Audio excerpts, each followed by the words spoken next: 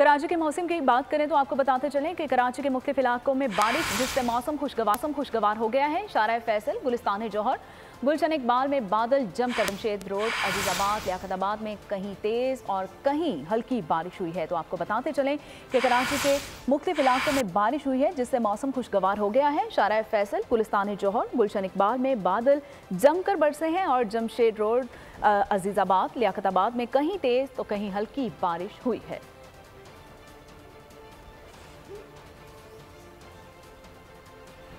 ईद उल अज़हा पर कुर्बानी के लिए एहतियाती तदाबीर।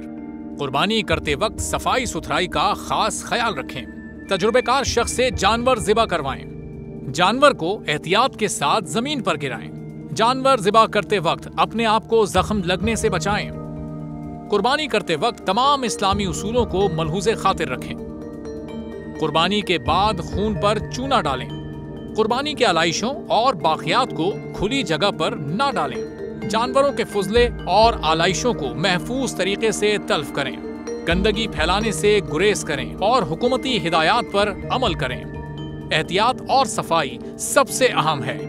अपने मुल्क को साफ रखें और पाकिस्तान को बदलें बोल के साथ।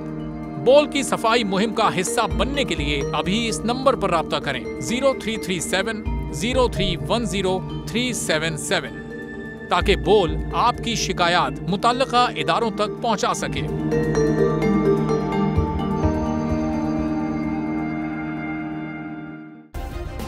सब्सक्राइब करें और बेल दबाएं ताकि कोई खबर रह न जाए।